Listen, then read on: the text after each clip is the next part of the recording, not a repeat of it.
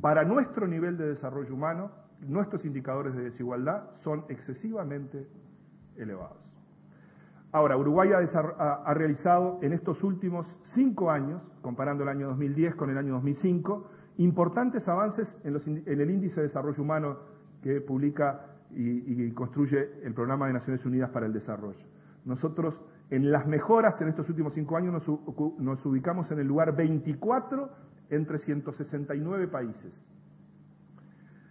Y esto contrasta con periodos anteriores. Si tomamos los 14 años anteriores, los que van de 2004 hasta 1990, la misma información nos ubicaba en el nivel 71 de progreso en desarrollo humano entre 118 países. Nuestra ubicación mejora, pero hay mucho camino todavía por recorrer.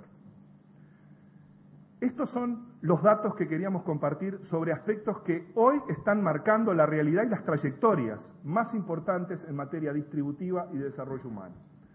Ahora bien, ¿cuáles son las determinantes de la distribución del ingreso? Y aquí los conceptos, como les decíamos en la introducción, importan.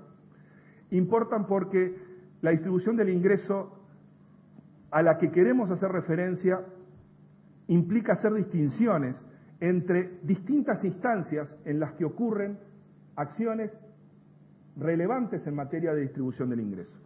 Obviamente hay una distribución inicial, resultante de lo que ocurre en los mercados, en las retribuciones de los factores de producción que determinan el primer juego distributivo, que es aquel que ocurre en las remuneraciones de los factores de producción.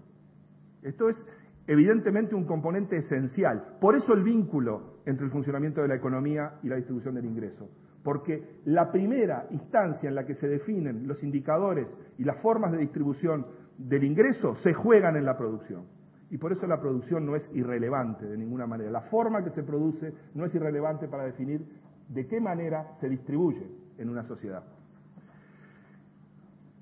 Esa distribución inicial depende, por suerte, de otros factores que son extraños a los mercados y a las retribuciones y que tienen que ver con la composición de los hogares, elementos demográficos e incluso con otros ingresos que no se definen en los mercados, como son las pasividades o las remesas, que están fuera de la lógica de definición de mercado a la que hacíamos referencia. Esos elementos determinan la distribución personal del ingreso. Esa distribución personal del ingreso define de alguna manera el primer indicador de qué manera los ingresos sirven para atender las necesidades de vida y para definir la posición de cada familia, de cada individuo en la distribución del ingreso. Sobre esa distribución personal influyen evidentemente los impuestos y transferencias que se realizan desde las políticas públicas. Pero no alcanza con introducir los aspectos vinculados a impuestos y transferencias que definen la distribución del ingreso disponible, sino que para computar los efectos globales distributivos que ocurren en una sociedad hay que agregar, además, los aspectos que tienen que ver con la forma en que la provisión de bienes públicos y servicios públicos llegan a la población. ¿Quiénes son los beneficiarios del gasto público? ¿Quiénes son los beneficiarios de los egresos que realiza el Estado y de qué manera se apropia cada miembro de la sociedad de ese esfuerzo que es un esfuerzo colectivo? Y eso es lo que da los datos de distribución final del ingreso. Por tanto, aquí importan tanto los aspectos vinculados a la producción, las políticas públicas que determinan impuestos y transferencias y las políticas públicas que definen el conjunto de aspectos que están involucrados en la provisión de bienes públicos. Claramente, para caracterizar la distribución del ingreso en una sociedad hay que tener en cuenta las dotaciones de los recursos naturales. En nuestro país la dotación de la tierra es esencial para entender algunos aspectos de la distribución del ingreso y ya lo vamos a ver. Importantísimo tener en cuenta la dotación y rentabilidad del capital físico, pero mucho más importante, van a ver, es lo que tiene que ver con la dotación de capital humano y con la forma en que las remuneraciones están vinculadas a las dotaciones de capital humano de los individuos. Y eso es lo que define finalmente estas dotaciones, unidas a las remuneraciones de estos factores, son las que determinan la distribución del ingreso y son en las que se apoya la existencia de disparidades importantes o no entre los individuos, entre las familias, entre los sectores de la sociedad. En definitiva, Tanto la concentración en la propiedad de estas formas de capital como las remuneraciones que están en juego de cada uno de esos factores de producción son los que determinan en última instancia los ingresos de las familias, los ingresos de las personas. Y son esas desigualdades las que definen la desigualdad a la que miramos en última instancia como indicador de justicia distributiva en nuestro país. Obviamente esto está vinculado al crecimiento económico, lógicamente, porque la forma en que ocurra el crecimiento económico es absolutamente crucial para determinar qué sectores son los que están generando el dinamismo económico y quiénes son los que en esos sectores están recibiendo los frutos de ese crecimiento económico. Y si no entendemos esta lógica entre prosperidad económica, crecimiento económico y efectos distributivos, difícilmente podamos dar una discusión seria acerca de cuáles son los factores que están actuando decididamente sobre uno y otro de estos fenómenos. Déjenme darles alguna información muy importante a nivel internacional para tener en cuenta, para tener como referencia. Aquí estamos presentándoles datos aquí de los años 80 y de los años 2000 de lo que era la situación en materia de concentración del ingreso en la distribución primaria del ingreso, la que se juega en los mercados, a nivel de los principales países industrializados. Quiero que observen que la tendencia a la concentración del ingreso desde los años 80 al 2000 es una tendencia generalizada a nivel internacional y generalizada en términos de esto que es la concentración primaria del ingreso. Este es un fenómeno que tiene escala global a esta altura de los acontecimientos. Estamos asistiendo a un proceso de expansión económica que está generando concentración primaria en la distribución del ingreso. ¿De qué depende el incremento de la desigualdad primaria? Y uno podría citar algunos factores muy rápidamente. La globalización, la presión competitiva de los mercados, la concentración del capital físico y humano, la desregulación de mercados laborales o la aparición de nuevos actores como China e India en el escenario internacional, en las que la forma en que producen y sus formas de especialización están presionando a la baja los salarios en muchos lugares del planeta. Estos podrían ser algunos de los factores que estén explicando eso, que son datos que nosotros no hemos producido, que no son elementos que haya sido elaborados por nosotros, sino que pertenecen a indicadores internacionales disponibles. En el Uruguay, estas tendencias globales que acabamos de mencionar tienen su propia especificidad. Una de su especificidad tiene que ver con la importancia que tiene la utilización de recursos naturales en nuestro país en la estructura de oferta de bienes exportables o oferta competitiva exterior. Este es un elemento decisivo si entendemos la lógica en la que se determinan la primera instancia de la distribución del ingreso. En definitiva, Uruguay en los últimos años, en los últimos 20 años, ha visto incrementado el papel de los recursos naturales en la estructura competitiva, en la estructura de nuestras exportaciones y en la forma en que nos insertamos en el mundo. Y esto está marcando claramente el dinamismo de las exportaciones. Estamos asistiendo a exportaciones de bienes y en servicios a máximos históricos, desconocidos en la historia del país. Estamos además asistiendo a un proceso que está por detrás, por cierto, del crecimiento de las exportaciones, que es a mejoras de los precios que nos pagan por nuestras exportaciones, sobre todo por las agrícolas ganaderas en los mercados internacionales. Hoy tenemos, con los últimos datos disponibles, ya hemos superado el pico de precios del año 2008, que parecía impulsado por circunstancias muy puntuales y difícilmente sustentables, pero hoy vemos que la trayectoria a la que estamos observando es más suave, más consistente y probablemente tiene mejores fundamentos que nunca. ¿Qué es lo que está en el telón de fondo como elemento distributivo fundamental detrás de estas trayectorias de nuestro sector competitivo vinculado a los recursos naturales? Es que todo este efecto positivo que estamos observando ha provocado un aumento espectacular en el precio de la tierra y en el valor de los arrendamientos. Estamos asistiendo probablemente al hecho económico que es de más significación desde el punto de vista de la producción y desde el punto de vista de la distribución del ingreso en nuestro país. Este es un hecho sustantivo. Pasamos de niveles promedio de precios a principios del siglo XXI, cercanos a los $500, a niveles hoy ya superiores a los $2.500 promedio. Y esto es probablemente uno de los aspectos que tiene hoy, pero va a tener aún más significación en el futuro para entender la lógica de la prosperidad y la compatibilidad que ella debe tener con la distribución del ingreso. Este aumento del precio de la tierra ha necesariamente redefinido la estructura de la producción en el sector agropecuario. Ese aumento de la rentabilidad agropecuaria está asociado a aumentos vertiginosos de la productividad.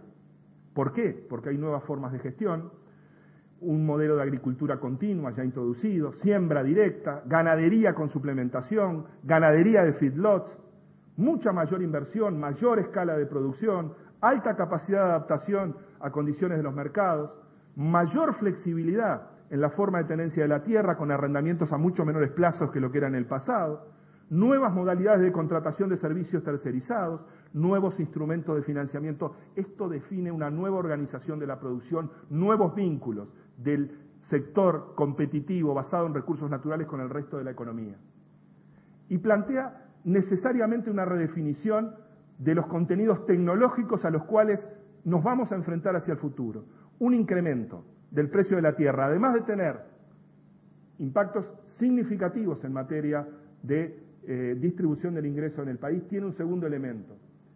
Vuelve mucho más atractivo y mucho más rentable hacer inversiones en tecnología, en innovación, en incorporación de biotecnologías, en incorporación de recursos humanos altamente calificados. La transformación de la lógica productiva que se encuentra por detrás de esta valorización del recurso natural es algo que hay que poner en paralelo con el liderazgo que puede tener ese sector hacia el futuro en materia de generar prosperidad y que ella pueda derramar sobre la sociedad. La tierra es en Uruguay un factor mucho más desigualmente distribuido que ningún otro factor de producción en nuestro país. Eso hay que tenerlo en cuenta. Y nosotros eso lo debemos tener en cuenta, tanto para entender la lógica productiva que está impulsando el crecimiento del sector, como los efectos distributivos que tiene esto a mediano y a largo plazo. En materia de concentración del ingreso primario, hay un factor de agudización que tiene que ver con las diferenciales salariales, la posibilidad de que las diferenciales salariales sean también un factor muy importante que agudicen las desigualdades.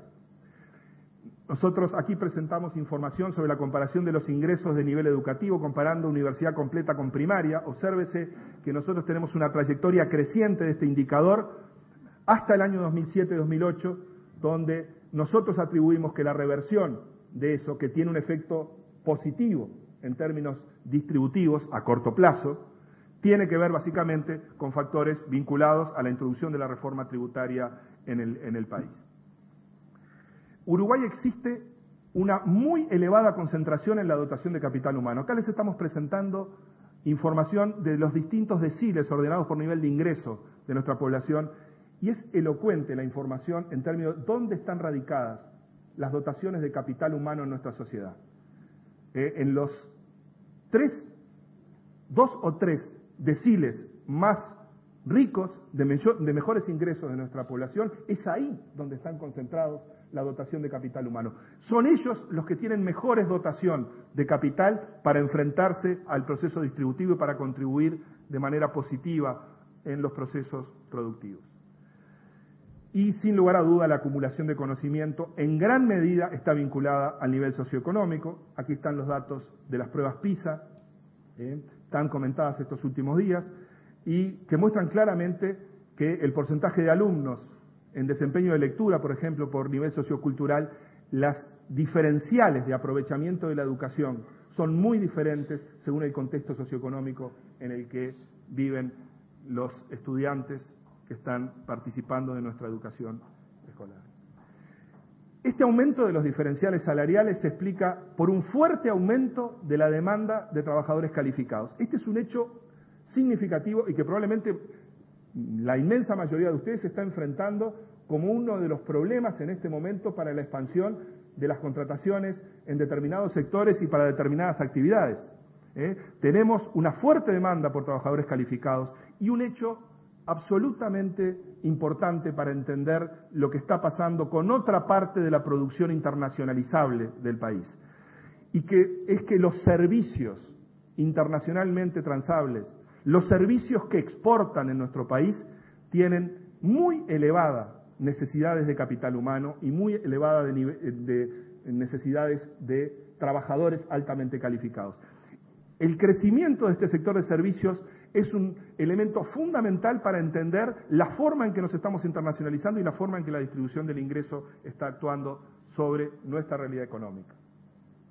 Esto no es acompañado, estas tendencias que estamos diciendo, no es acompañada por la oferta de trabajadores altamente calificados. Nosotros tenemos magros resultados en materia de graduación en nivel secundario y tenemos unos niveles muy bajos de graduación en matrícula terciaria. Estos son hechos fundamentales para discutir sobre las características de nuestra distribución del ingreso y para ver cuáles son las perspectivas de nuestra distribución del ingreso en el futuro.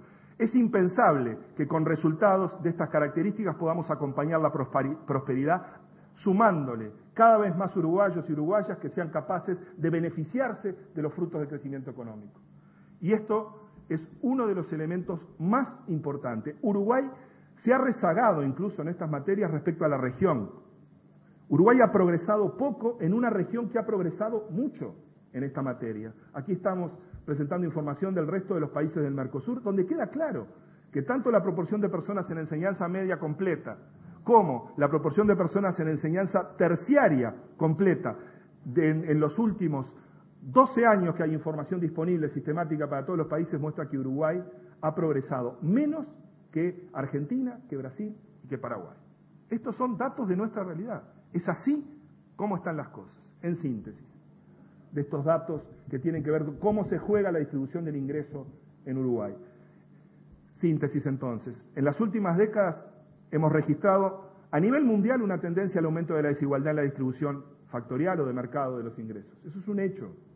En el caso de Uruguay, esta tendencia global se ve reforzada por un patrón de crecimiento sesgado hacia la utilización intensiva de recursos naturales que se valorizan fuertemente y el aumento de diferenciales salariales entre trabajadores calificados y no calificados. Estos son los dos hechos más importantes para entender las trayectorias recientes y los desafíos futuros que tenemos. Ambos fenómenos, los dos, son reflejo de cambios tecnológicos que se encuentran en la base del dinamismo y que su obstrucción difícilmente está en nuestras manos, a no ser que cometamos el error de enfrentar la prosperidad a la justicia distributiva. Esto está en la base del dinamismo económico y seguirá estando en la base del dinamismo económico. Y el desafío de nuestra sociedad es compatibilizar esto, pero no es negar estas tendencias y ponerse en contra de ellas.